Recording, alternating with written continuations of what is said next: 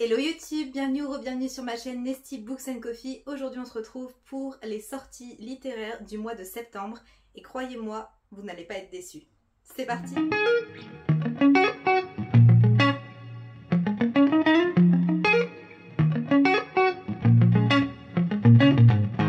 Je tenais à m'excuser pour cette longue absence, je pense que ça fait au moins 3 semaines qu'il n'y a pas eu de vidéo sur ma chaîne. Mais vous n'êtes pas sans savoir qu'il y a eu une canicule en France dans certains endroits. Et j'habite entre Lyon et Grenoble. La température est montée à plus de 40. Et j'habite au 3e étage. Je suis au soleil et du coup il faisait plus de 30 dans l'appartement. Je n'arrivais pas du tout à réfléchir ou à parler ou à tourner. Honnêtement, je supporte très mal la chaleur. Je sais que c'est pire dans certains endroits et je suis ravie de mon appartement, mais ça c'était très compliqué et je suis aussi partie chez mes parents donc je ne pouvais pas tourner. Mais je suis de retour avec une tasse Serpentard. Je ne suis pas Serpentard mais elle est très mignonne et elle va bien parce qu'elle est verte. Vous voyez qu'il y a un thème aujourd'hui. Je suis vraiment ravie de vous retrouver, surtout pour une vidéo de sortie littéraire. Je vais vous présenter celle qui m'intéresse le plus. Même si je ne pense pas craquer pour tout, j'ai été très raisonnable cet été et je compte continuer un petit peu. Je vous présente donc certaines sorties qui me donnent très envie. Je n'hésitez surtout pas à aller voir les vidéos des autres youtubeuses ou youtubeurs qui présentent des livres. Je pense notamment à la bibliothèque d'Emilia, à Livromancienne, à Kimi Collection. Enfin, il y a énormément de gens qui font ce genre de vidéos et on a tous des goûts littéraires différents, donc ça vous permet d'avoir un bon panel de lecture. Et on va pas traîner parce qu'il y en a quand même pas mal. Comme d'habitude, je vous retrouve armée de ma tablette. C'est pour ça, si vous voyez que mes yeux vont vers le bas, c'est parce que je lis les infos, parce que pour tout retenir, bon courage. Et on est lancé. Le premier livre que je vous présente, il sort le 6 septembre et il s'agit de Chaos and Flame de Justina Ireland, je ne sais pas le prononcer. Ça sortira chez Big Bang et il y a une très belle édition qui est prévue. C'est un livre dont les avis sont plutôt mitigés en VO, mais il me tente quand même parce qu'on a une histoire de dragon, que le livre est magnifique, mais je ne sais pas si je craquerai tout de suite. J'attends d'avoir vraiment des retours en français. Dans cette histoire, on va suivre une jeune fille dont la famille a été massacrée par la maison dragon et elle a été élevée par la maison kraken. Et un jour, son père adoptif va être capturé, donc elle va essayer de se venger et de le libérer. De l'autre côté, on va suivre le frère du prince de la maison dragon qui est un commandant d'armée, en tout cas il est très dévoué à sa maison. Et un jour, il va tomber nez à nez avec la jeune fille dont je vous parlais et il va découvrir que c'est la fille dont son frère peint des portraits depuis son enfance et ces portraits correspondent à la jeune fille, donc il y a une sorte de notion d'élu, elle serait l'élu pour quelque chose, il se doute que c'est la clé pour sauver le royaume. Ils sont ennemis, mais peut-être que ça ne va pas durer et j'ai hâte d'en savoir plus.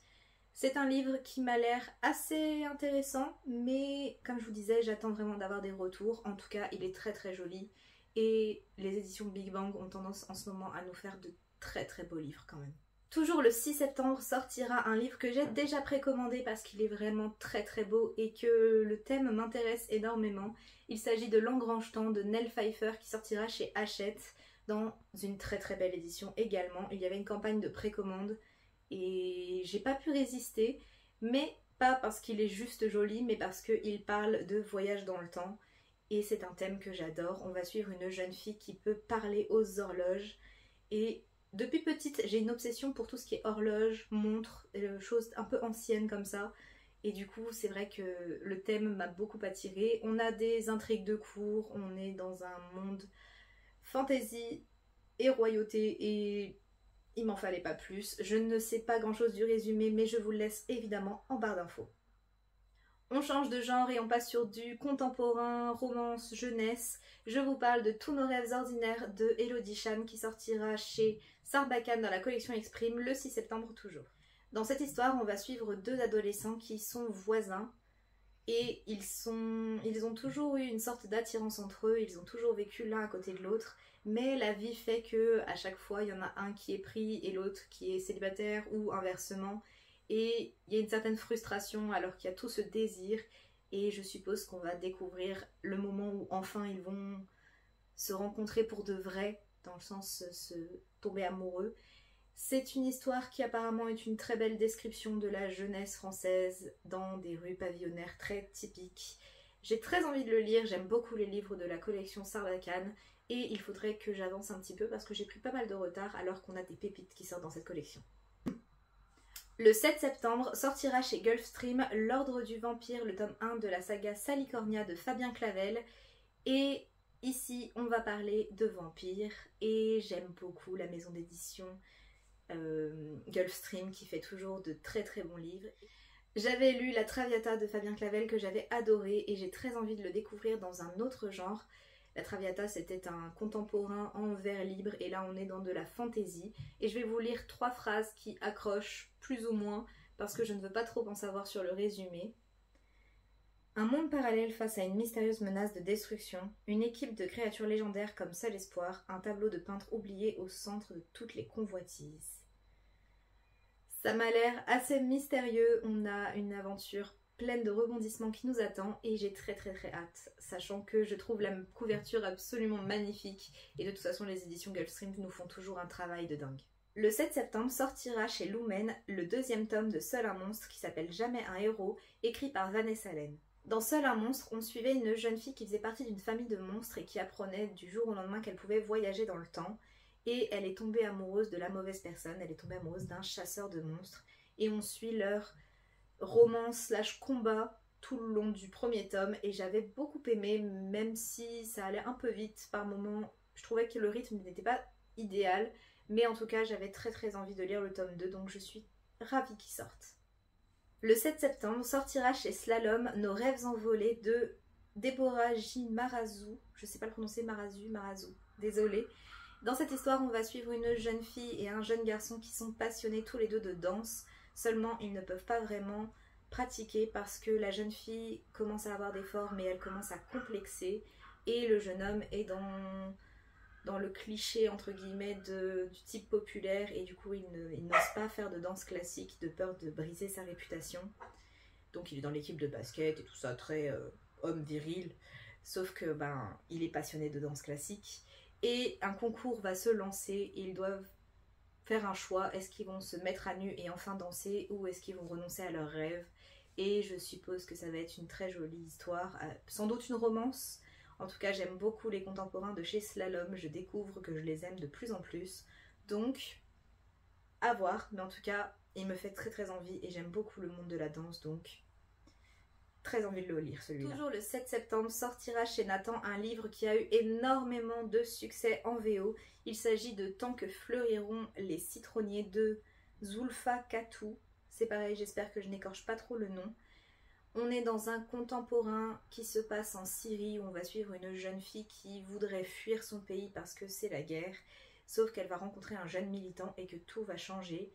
Je suppose que c'est une histoire qui est très poignante, très bouleversante. Et j'en ai tellement entendu parler que j'avoue qu'il me fait pas mal de l'œil. Donc j'ai hâte de voir. Je ne m'attendais pas à ce que ça soit publié chez Nathan. Je pensais que c'était un récit un petit peu plus adulte. Et il me semble que Nathan est une maison d'édition jeunesse. Mais en tout cas, ça me tente énormément. Envie de pleurer. Après, je pense que c'est un livre que j'achèterai plutôt pour le printemps ou l'été prochain. Donc il n'est pas en priorité. Mais en tout cas, il rejoint directement ma wishlist. Le 7 septembre sortira chez Lumen La Maison des Morts, le tome 1, La Forgeuse d'Os de Niki Popretto. Et vous me connaissez maintenant, je ne lis quasiment jamais les résumés de chez Lumen parce que je les trouve très spoilants. Je sais qu'on va être dans une histoire de fantaisie médiévale où une jeune fille va descendre des Valkyres, qui sont des grands guerriers, et elle va essayer de gagner le respect de sa communauté, sauf que ça ne va pas se passer comme prévu et qu'elle va devoir faire une alliance avec sans doute un ennemi potentiel, et c'est tout ce que j'en sais. Je ne veux pas trop en savoir, mais en tout cas, il me fait très envie. Je sais que c'est un livre qui a eu pas mal de succès aux États-Unis, donc à voir. Comme je ne m'attarde pas trop sur les résumés, n'hésitez surtout pas à aller en voir en barre d'infos. Je vous laisse à chaque fois tous les liens vers les résumés parce que je sais que des fois, il y a des gens qui aiment lire ça. Donc, c'est tout en barre d'infos, n'hésitez surtout pas. Le 13 septembre sortira chez Rajo un livre de Estelle Faye qui s'appelle La dernière Amazone. Et on est sur une réécriture des mythes grecs, donc de la mythologie grecque. Et je n'ai même pas envie de lire le résumé parce que vous me mettez mythologie grecque, Estelle Faye, Une petite histoire d'Amazon, oui, je dis oui tout de suite.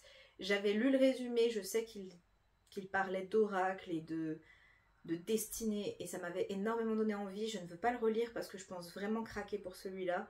Je ne sais pas si je le prendrai en édition collector, je sais qu'ils en sortent une, mais c'est la même couverture que l'édition classique si je dis pas de bêtises. Donc je ne sais pas encore, mais en tout cas celui-là me tente énormément. Je sais qu'Estelle Faye c'est une grande autrice de fantasy, donc je ne l'ai jamais découverte, mais c'est peut-être l'occasion. Le dernier livre que je vous présente sortira le 21 septembre dans la collection électrogène chez Gulfstream et il s'agit de L'enfant de Lacheb de Nathan Gibert. Dans ce livre, on va suivre un jeune garçon qui s'appelle Djibril et qui voyage dans le désert avec sa famille, avec son clan. Et un jour, il va voir Lacheb. Lacheb, c'est une prairie qui apparaît et qui est verdoyante et pleine de ressources. Sauf qu'un jour, la famille de Djibril va être enlevée et donc il va se lancer à la recherche de sa famille et découvrir plein de choses sur Lacheb et sur lui-même, je suppose. C'est une histoire qui me tente énormément, ça a l'air d'être de la fantaisie inspirée des mythes orientaux plutôt, et c'est vrai que c'est pas quelque chose que je lis énormément, mais celui-là me tente pas mal. La couverture est vraiment très très jolie, et ouais, il me tente pas mal celui-là. J'en ai fini pour les livres qui ont été officiellement annoncés, mais je tenais à dire que il me semble, je ne sais pas si ça va être le cas, mais sur les sites de précommande, on peut trouver The Extraordinaries de T.J. Klune qui devrait sortir chez De Saxus. Il y a marqué qu'il sortira le 28 septembre, mais je ne suis pas sûre que ce soit le cas. En tout cas, c'est un livre qui me tente énormément, mais il n'a pas été annoncé, donc je ne veux pas dire de bêtises. Je vous mettrai quand même le lien en barre d'infos si jamais ça vous intéresse. Mais on est sur un livre de T.J. Klune qui parle de super-héros qui sont pas exactement comme ce qu'on pourrait attendre.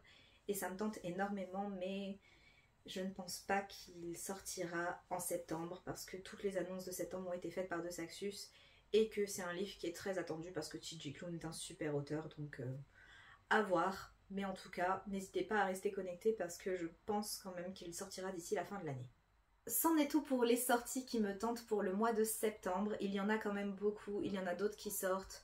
Il y a aussi des sorties poche, il y a beaucoup de choses qui sortent et qui ont l'air assez intéressantes, mais on va essayer de se calmer. Octobre, novembre vont aussi être des très gros mois de sorties littéraires parce que toujours la rentrée littéraire, puis Noël qui approche. Je vous referai sans doute une vidéo fin septembre pour les sorties d'octobre parce que j'en ai déjà repéré certaines et j'ai très hâte.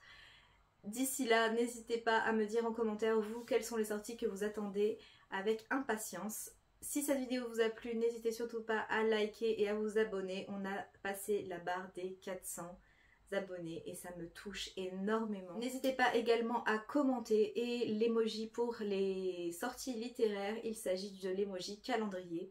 Donc voilà, si vous ne savez pas quoi dire, vous pouvez laisser un calendrier dans les commentaires. Moi je vous dis à très bientôt dans une prochaine vidéo et d'ici là, prenez soin de vous. Bye!